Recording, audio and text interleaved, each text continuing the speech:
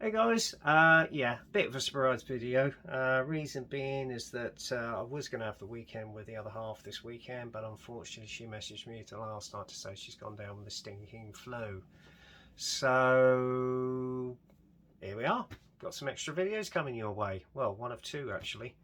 First one is of a current aircraft that's been on the airshow circuit for the last 2 years with a very striking colour scheme. It is of one of our frontline fighters. I'm not going to give the game away at the moment, but it's very much used on our frontline in QRA, has fought in, I think, the recent Libyan war alongside the Tornado, which was its last time used in anger. But obviously it's overtaken that now, and he's our current frontline fighter. So without further ado, I'm actually going to turn the camera around and we'll see. So I'm just going to move the camera down, and here we go. And there you are. It's the recently released or re-released Tornado. No, not Tornado. I got Tornado in my head. Eurofighter Typhoon.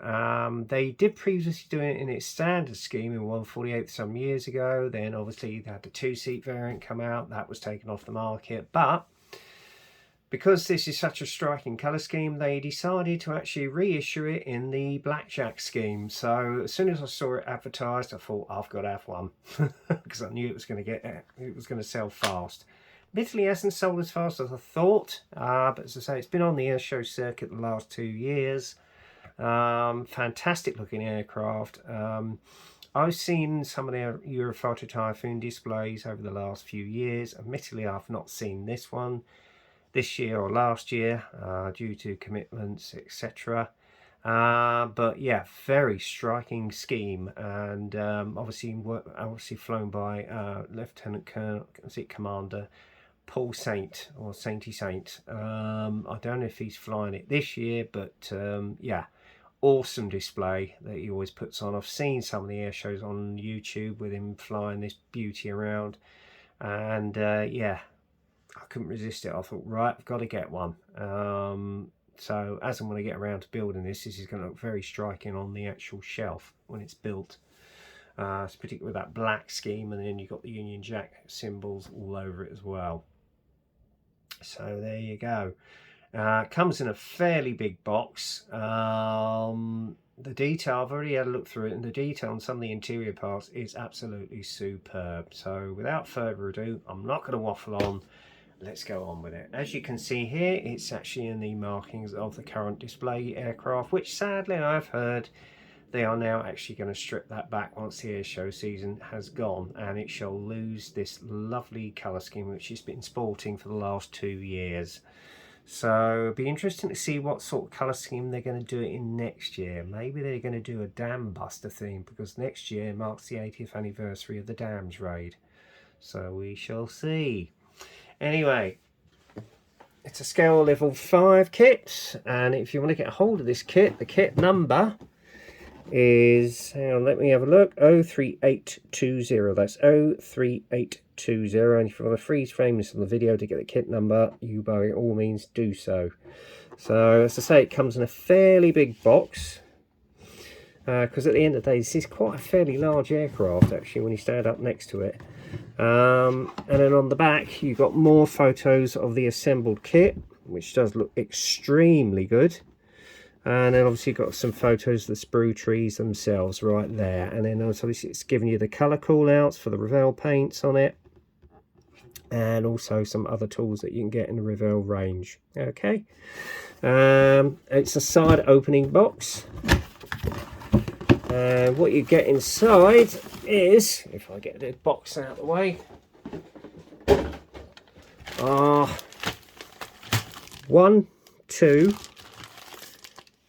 two large bags of sprues. So there you go, and I think there's one of the actual clear parts in here if I can find the box.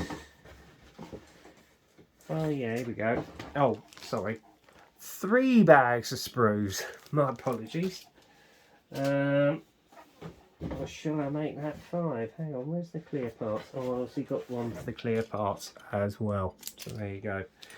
Right, first off, we'll have a look at the actual instruction sheet. It's done this lovely colour pamphlet form with the assembled kit on the front there, which looks very striking. I'm just going to get rid of the Decals sheet inside the instruction sheet. So that's that there. Again, it's in various languages, etc. Of the safety advice involved on that. Don't eat it, don't chew it, don't swallow it, etc, etc. And don't even smoke it. So there's a little rough guide, as usual, with the new sort of pamphlet form with Revell. What all the symbols mean as you're going through the process of building this kit. And then obviously it's got the mixture of colours in it. Personally, I don't like that idea. I think personally I'm just going to go with a hobby colour app, which you can actually download on Play Store. Okay. And then obviously you've got a map of the true sprue trees. Get my tongue around the right way. Right there. And then the first process, believe it or not, which is usual. Oh, there's more sprue trees right there, as you can see here. The ones that are marked out you do not use. And you've actually got weapons on here, so to be honest, with this being a display aircraft, you're not going to be using them unless you want to do this into an all-on standard service aircraft.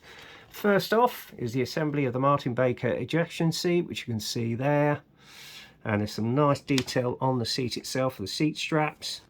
And obviously you've got the rear support bulkhead, which goes on along with the actual pull handle for the ejector seat. Okay.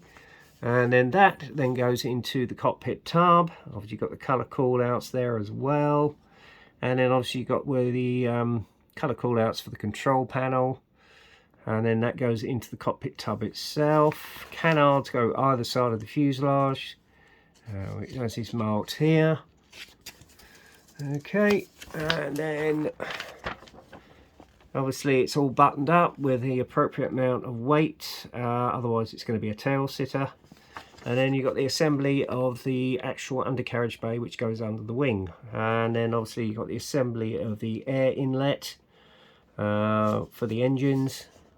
And then obviously it's telling you where to mark the holes for all the gun pods, which you're not going to need on this aircraft because it's a display aircraft. And then obviously you've got the fitment of the air intakes.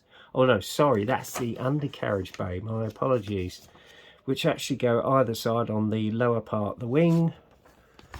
And then you've got the fitment of another part of the canal, which go of the air intake there, along with various lumps and bumps, and the nose goes on, and then you fit the fuselage to the lower part of the wing. Okay, and then the upper wings go onto the fuselage itself. Then you've got the assembly of the main central tank, which I know is on the display aircraft. And then you've got the fitment of all the weapons pylons and fairings, etc. And then obviously you've got the shutters for the air intakes, which go on as well. What else? And then you've got the assembly of the main, looks like fuel tank. Or is that a weapons load? I don't know, because this one was actually used in exercises as well as display.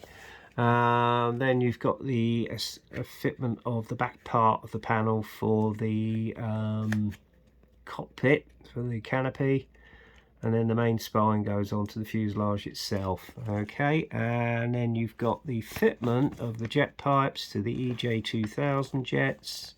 There isn't detail inside apparently.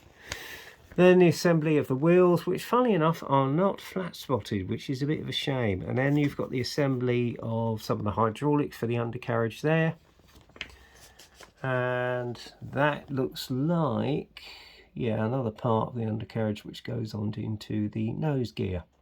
Oh, is it the cockpit? No, it's actually the nose gear bay door.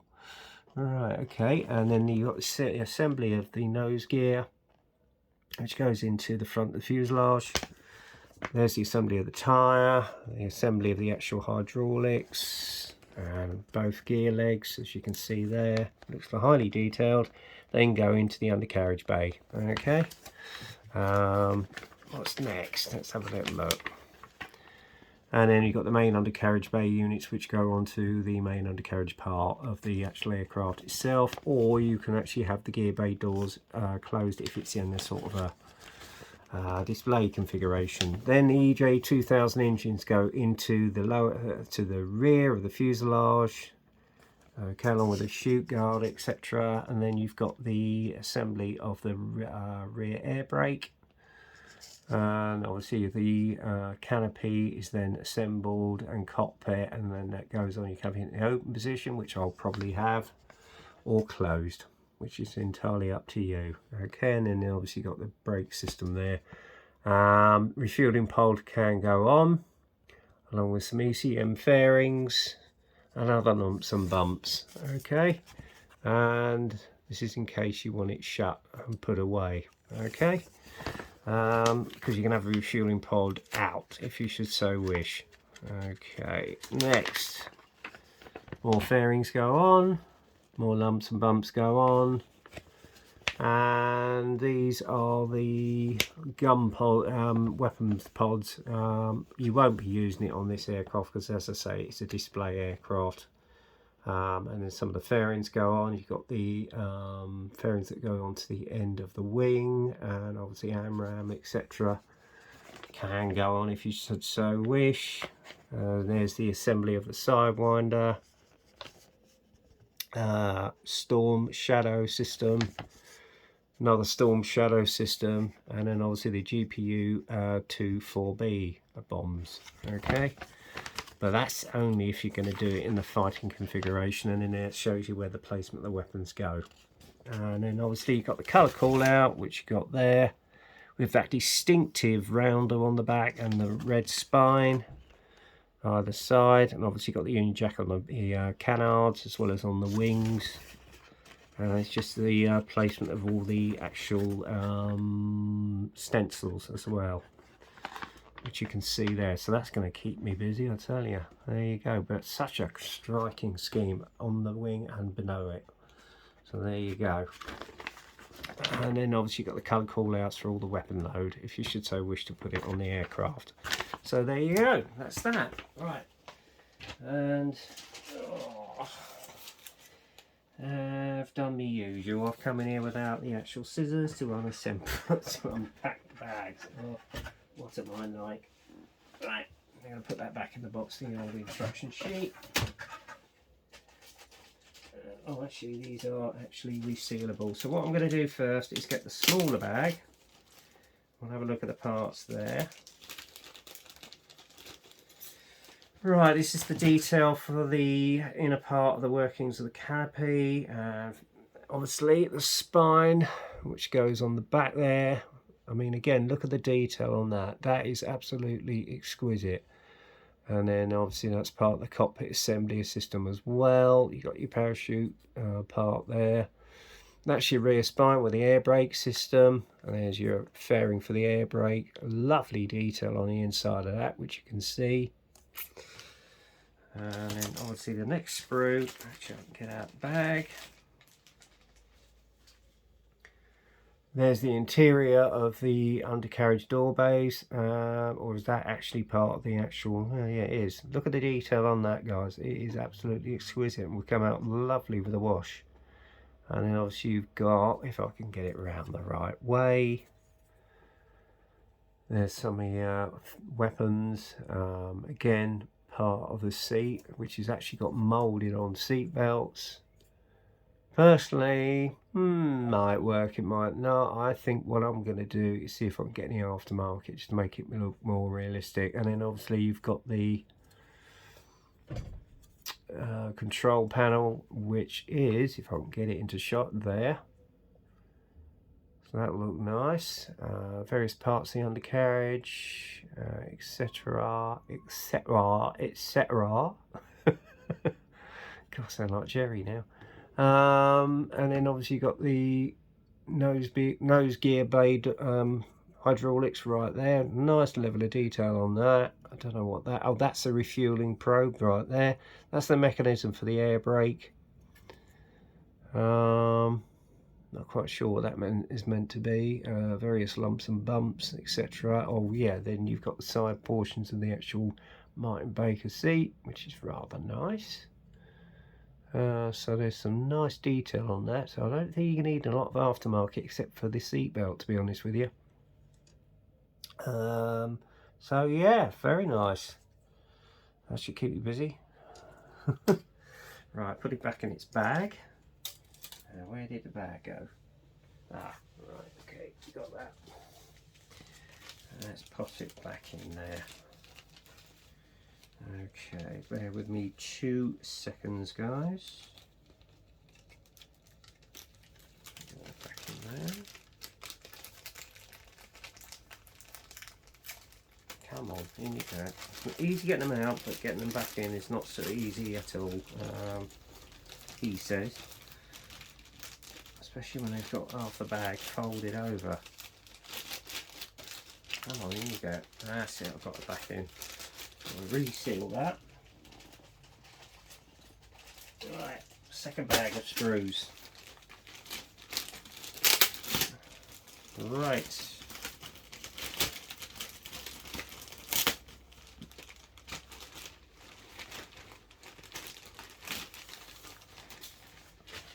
Right, here we go, guys. Right, now you got the fuselage. You can see how big this is in 1/48. It's quite a big old bird. Again, nice level of panel line detail on it as well. Very accurately caught, although you can't see it in the light on this camera. There's your air intake. Very nicely done. Look at the panel line detail on that. Absolutely exquisite. So there you go. That's that, and obviously that's where your refueling pod goes. Main part, the undercarriage bay there. There's your cockpit tub, which is quite nicely detailed. There's your canards. That's part of the air intake there. Another part of the air intake. That's I'm not quite sure what that is. Yeah, that's the fairings for where your shutters go. ECM pod. Or look down, shoot down pods. There's your weapons bays right there. Or these are fairings that go on the wing. There's your nose, that distinctive nose. Yeah, nicely detailed, I have to say. It's quite a big old kit when it's built, I should imagine. But as I say, the old Eurofighter is a big aircraft. Now, next thing. And there is a rough size for how wide the wing is on this. So that's the lower part of the wing. Again, there's some lovely panel line detail on there. Exquisitely produced. Very nicely done. And the same for the actual upper part of the wing there, which you can see. There's some nice panel line details on that. There's your exhaust nozzles. The EJ2000 engines, and again, if you look inside the actual exhaust, you've got the fan blades there as well, so that's nicely caught. There's your tyres, sadly not weighted, so you're gonna have to sand them down. Gear bay doors. No, I don't know if that's the wheel that goes on the front, I'm not sure. That's part of the hydraulics. And then obviously there's the nozzles if you want them open. So I might have them open actually as though he's about to take off. So yeah, that's very nicely moulded, that. So I'll put them back in the bag.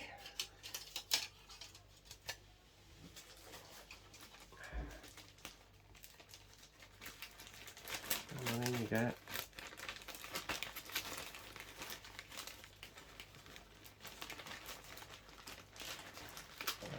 Easy to get them out, but not easy to get them back in again. Oh, I see the tape's got caught around one of the screws. Hang on. There you go, straight back in. Anyway.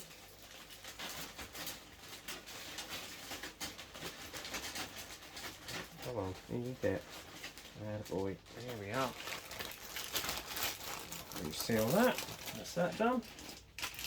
Put that in the bag, box. Oh, you've got bag, box. Yeah, put that in the box. There you go, bolts as well, the little smaller screws. There you go.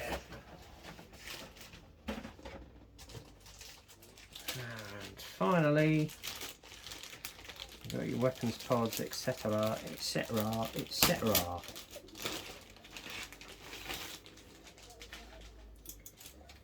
There we go, guys. There we are. Look at that for an amount of detail. All the ECM pods and weapons bays, etc. Look at the lovely panel line detail on it. Beautifully caught. And obviously this goes under where the air radiators are. I think these are the closed doors if you want it up in the flight position. That is the back of your GPU bombs, I think. As you can see there, more, yeah, there you are, it's the GPU bombs right there as well with their fairings, etc. Nicely done. And the other fairing, which I think goes under the main part of the fuselage on the belly. And obviously you've got more alarm missiles, or are they sidewinders? I can't remember. I think they're alarm missiles now, they put them on there. Obviously you've got your wing pods as well. So yeah, lovely detail on all that weapons load there, guys. So yes, very nicely done indeed. And again, on some of this, you've got fairings for the various missiles, etc., and bomb loads, and then obviously you've got your weapons hard points and more fairings. There's your sidewinder missiles or aim missiles. Okay, there's your sidewinders. And your main wing tanks, if they're going on a sort of cat patrol, as it were. I think I'll probably just keep these as spares in case I get another one and do it in a normal frontline service aircraft. So yeah, beautiful detail. I mean, look at the rivet detail on that. It's exquisite. It really is. Nicely done, Revell. Nicely done. Even on the actual hard points as well, you've got some nice panel line detail on there as well. Beautifully done. As I said, this has got some lovely detail on it. Okay, so I put them back in their bag. There we go.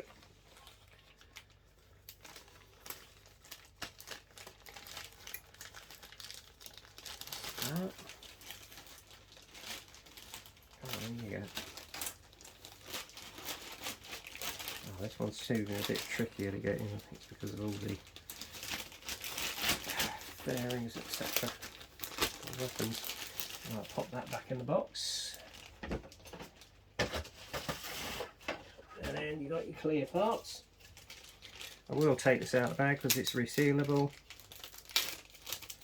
Let's have a look at them.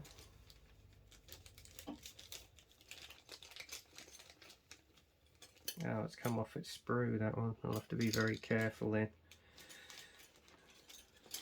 Oops. Alright. Oh, come on, you devil.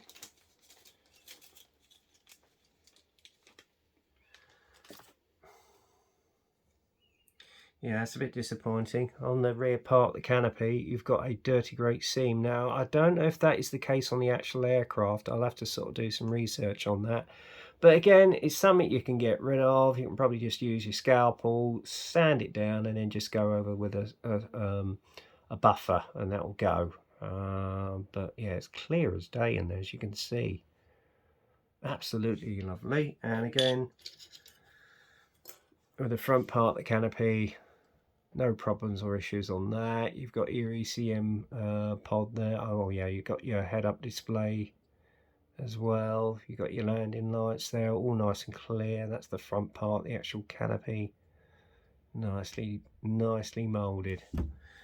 So yeah, beautifully done. But as I say, apart from the rear part of the canopy, the actual hood, which you possibly might have to do some work on, not a problem. Right, stick it back in the bag. Stick that inside. And then last but not least, you got your decal sheet. Now, yeah, look at the amount of stencils on that. That is going to keep you pretty busy. And then obviously these. So I would suggest when you put the decals on, put them on before you put the fairings on, otherwise you're going to be in trouble. So yeah, then obviously you've got that great big roundel which sits on the back of the airplane's tail as well. So yeah, nicely printed as well, so I'm sure they will bed down very nicely indeed. Yeah, there you go. So yeah, that is Revell's 148th Eurofighter Typhoon Blackjack. As I say, it's a lovely looking kit, and it's going to be quite sized when you actually build it and put it on your shelf. And a very striking colour scheme. I have to say, it's the most striking colour scheme I've seen on a Typhoon display aircraft yet. So yeah, go out and definitely go and get yourself one. If you don't want to do that and would prefer an ordinary 1/72 version, just go and get a 1/72 kit. I would suggest the best one in that is the Hasegawa kit, from what I've heard, and then you can actually get an aftermarket decal set for this particular aircraft as well, if you want to do it in a smaller scale. But if you just want one out of the box, go for this one, guys. It's a beaut. Anyway, on that note, I'm going to end this video. So until the next time, get kit crazy, happy modelling, stay safe. And as I say, the next one, I think it's going to be a more traditional aircraft that we all know and love. Alright, cheers for now, guys.